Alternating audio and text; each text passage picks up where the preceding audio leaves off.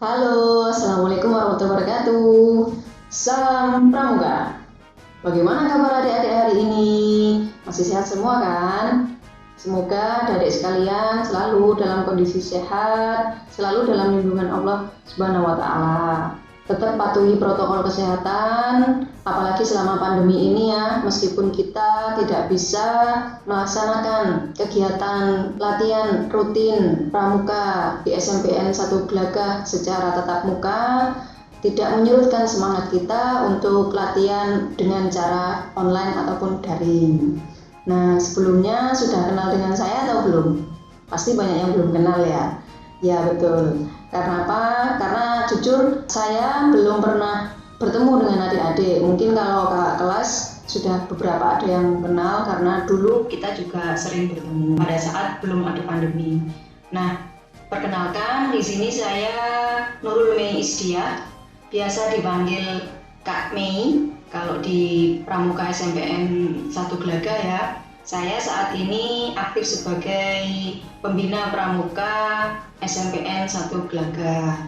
Nanti ketika kita tatap muka pasti nanti kita akan bertemu. Untuk sementara kita bertemu melalui daring dulu.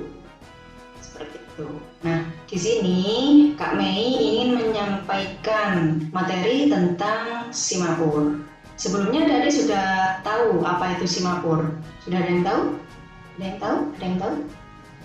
Nah, kalau tidak tahu, Kak Mei kasih tahu ya. Simapur itu apa? Akan kita bahas. Nah, kapan kita bahas? Setelah ini akan Kak Mei perlihatkan kepada adik-adik apa sih itu Simapur, apa sih fungsinya Simapur. Nah, bagaimana sih itu Simapur? Nah, sudah gak sabar kan? Sebelumnya tolong disiapkan alat tulis dan bukunya, silakan dicatat materi yang penting. Nanti juga akan ada tugas yang perlu dikerjakan oleh adik-adik. Sembari menyiapkan, Kak Mei juga menyiapkan materi yang akan Kak Mei sampaikan. Begitu, oke?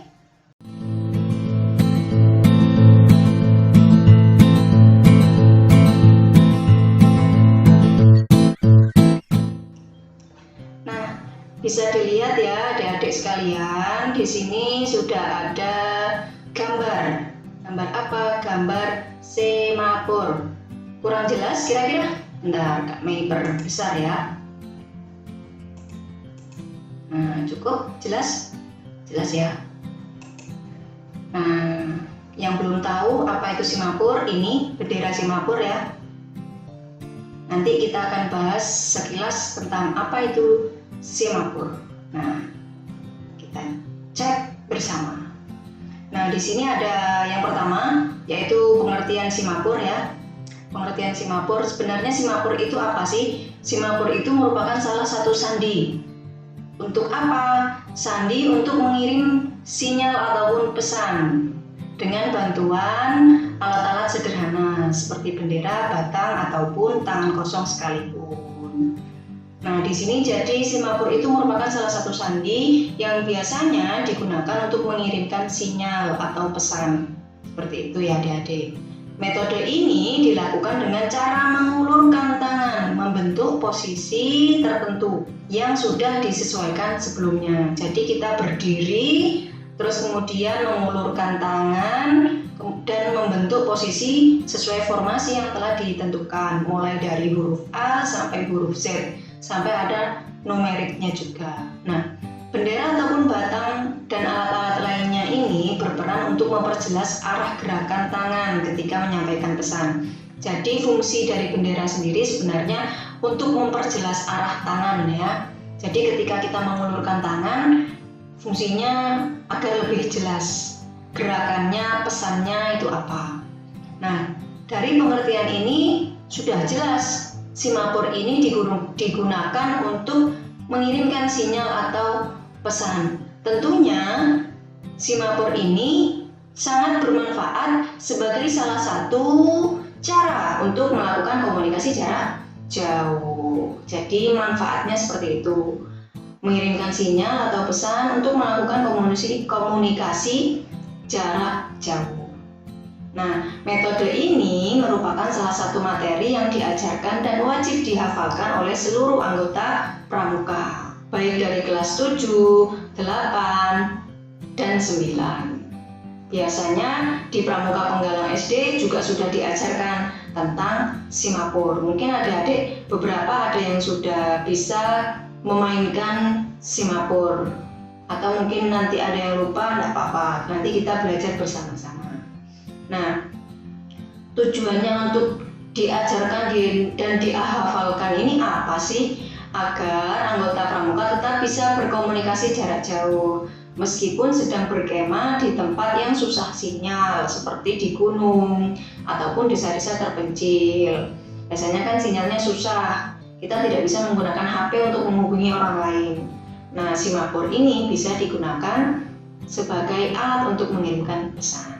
Jadi, oleh karena itu, semua anggota harus hafal supaya tidak bingung kalau ada yang mengirimkan pesan menggunakan sandi ini.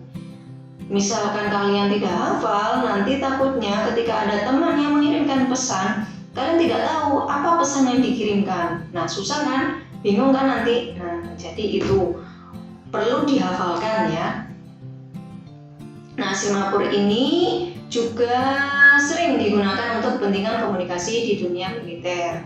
Jadi tidak hanya anggota pramuka saja, tapi pada awalnya simapur ini malah digunakan oleh keanggotaan militer. Sama halnya seperti di pramuka di dunia militer, metode ini juga menjadi pilihan komunikasi jarak jauh ketika para tentara sedang berada di tempat yang susah sinyal. Contoh tadi sudah ya di gunung atau misalkan di laut. Itu kan kadang kalau di laut sinyalnya susah. Nah, itu bisa menggunakan simapur. Nah, pada awalnya simapur ini digunakan untuk menyampaikan pesan rahasia agar tidak diketahui oleh musuh. Tapi seiring berjalannya waktu, metode ini sudah tidak efektif lagi untuk menyampaikan pesan rahasia karena semakin banyak yang tahu dan paham dari gerakan-gerakan simapur. Nah, sejarahnya seperti apa sih sebenarnya simapur itu? Kok bisa ada simapur? Siapa sih penciptanya? Nah, di sini pencipta dari simapur ini merupakan seorang insinyur sekaligus pendeta yang berasal dari Perancis bernama Claude Cape pada tahun 1790. Adik-adik sudah lahir? Belum ya? Kak Mei aja belum lahir ya? Oke. Nah, Pak Claude Cape ini tujuannya apa sih menciptakan sandi simapur ini? Nah, tujuannya untuk kepentingan komunikasi militer agar anggota militer bisa berkomunikasi dari jarak yang jauh. Nah, jadi seperti yang Kak Mei katakan tadi, bahwasanya pada awalnya simapur ini digunakan untuk kepentingan komunikasi militer. Pada saat itu, simapur tidak menggunakan bendera seperti saat ini, namun hanya menggunakan kayu yang berukuran besar yang bentuknya menyerupai lengan. Jadi kayu yang agak besar ya, yang seperti lengan kita.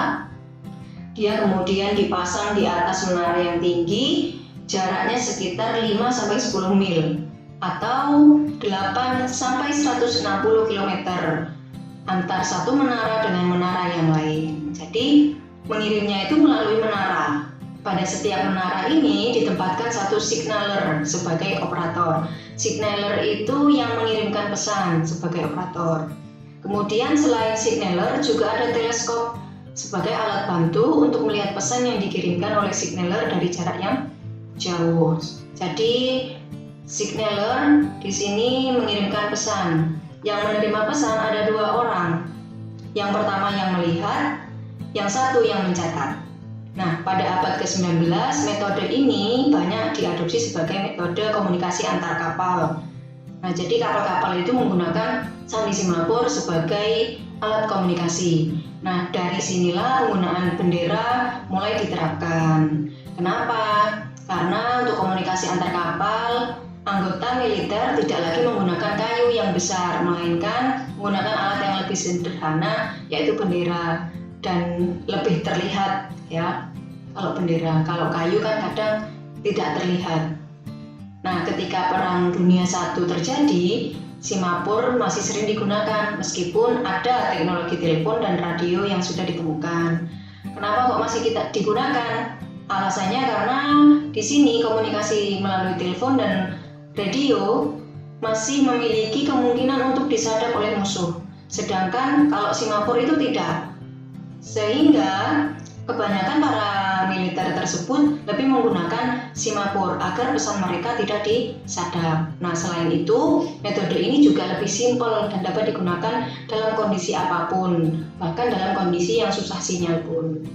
Karena itulah, sampai saat ini Simapur masih banyak digunakan untuk kondisi darurat. Nah, berikutnya bendera Simapur.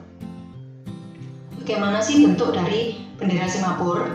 Bendera Simapur itu memiliki bentuk persegi ya. Jadi bukan segitiga, bukan persegi panjang, persegi dengan ukuran 45 x 45 cm. Sedangkan panjang tongkat untuk memasang bendera itu ada 55 cm di sini. Nah, bendera Simapur pada umumnya berwarna merah dan kuning. Kenapa kok merah dan kuning? Karena merah dan kuning ini warna yang cerah dan kontras, sehingga dapat dilihat dengan jelas dari jarak yang jauh. Nah, pada ujung bendera itu biasanya terdapat tali untuk mengikat bendera pada tongkat kayu. Setelah ini, Kak Mei perlihatkan bagaimana bentuk dari bendera Simapur. Lihat ya, jadi seperti ini. Warnanya dibelah menjadi dua, atas merah, bawah kuning. Jangan sampai keliru ya. Atas merah, bawah kuning. Ukurannya 45 cm lawan 45 cm. Di sini juga 45 cm. Di sini juga 45 cm. Sedangkan tongkatnya yang digunakan untuk memasang bendera panjangnya 55 cm. Nah, di sini digunakan untuk memegang bendera Simapur. Sudah tahu? Nah, oke. Selanjutnya, kalau kalian sudah tahu apa itu pengertian Simapur, manfaatnya Simapur, kemudian sejarahnya Simapur, penciptanya Simapur, sampai pada bentuk Simapur. Yang berikutnya adalah bagaimana sih gerakan dari Simapur itu sendiri. Nah, ini Kak Mei tunjukkan ya. Ada gerakan-gerakan Simapur. Yang pertama adalah spasi ataupun jarak antar kata ya. Jadi kalau kata itu ada jaraknya, itu ada tanda spasi. Terus kemudian huruf A, ada B, C, D, E, F, G, H, I, J, K, L, M, N, O, P, Q, R, S, T, U, V, W, X, Y, Z. Nah, itu ya gerakannya seperti itu. Terus kemudian, Kak, gimana sih kalau misalkan kita mau mengirimkan pesan angka? Nah, harus ada aba-aba seperti ini dulu. Aba-aba seperti ini menunjukkan bahwasanya ini merupakan pesan angka. Nah, ketika memberikan pesan aba-aba, gerakannya seperti ini. Aba-aba dulu, kemudian langsung menunjukkan gerakan ini. Baru angka yang ditunjuk. Angka 1 itu sama seperti huruf A. Angka 2 sama seperti huruf B. 3C, 4D, 5E, 6F, 7G, 8H, 9I, 0C, gitu ya. Nah, misalkan salah ataupun mau berlanjut, nah gerakannya seperti ini. Gimana? Sudah tahu? Nah, itu adalah gerakan-gerakan dari Simapur. Nanti adik-adik bisa mempelajari di rumah. Contohnya ini sudah ada, boleh di screenshot untuk dipelajari di rumah.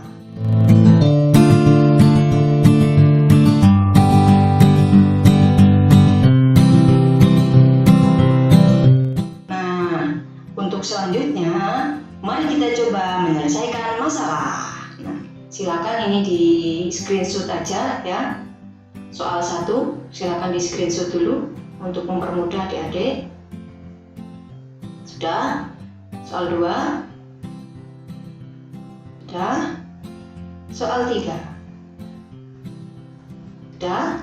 Nah, kalau sudah, di sini adik-adik untuk soal 1, 2, 3 yang di atas, silakan adik-adik tebak kira-kira kalimat yang ditunjukkan oleh gerakan simapur itu kalimat apa? Yang bawah ini silakan adik-adik membuat kalimat menggunakan sandi simapur. Kata-katanya ini ya, jadi nanti diubah menjadi sandi simapur. Silakan untuk tugas ini dikerjakan, kemudian difoto dan dikirimkan kepada Kak Isrohadi sebagai bukti bahwasanya kalian sudah mengerjakan tugas dari Kak Mei. Seperti itu ya. Ya, nanti Kak Mei minta kepada Kak Isrohadi. Bagaimana? Sudah cukup kira-kira untuk materi hari ini? Oke, kalau sudah cukup, di sini Kak Mei cukupkan dulu untuk pertemuan pada hari ini. Untuk sebelumnya Kak Mei mohon maaf apabila selama menyampaikan materi ini ada salah kata ataupun menyinggung adik-adik. Apabila ada yang ingin ditanyakan nanti boleh ya tanyakan ke Kak Isrohadi biar disampaikan kepada Kak Mei seperti itu. Untuk hari ini kita cukupkan dulu sampai di sini. Tetap jaga protokol kesehatan, stay at home, tidak usah kemana-mana kalau tidak penting. Pokoknya tetap di rumah. Semoga orang tua adik-adik, keluarga adik-adik juga selalu dalam kondisi sehat dan selalu dalam lindungan Allah Subhanahu wa Ta'ala. Untuk hari ini kita cukupkan sampai di sini. Jangan lupa tugasnya dikerjakan. Kita nanti ketemu di pertemuan yang selanjutnya. Terima kasih atas partisipasi adik-adik sekalian. Assalamualaikum warahmatullahi wabarakatuh. Dadah.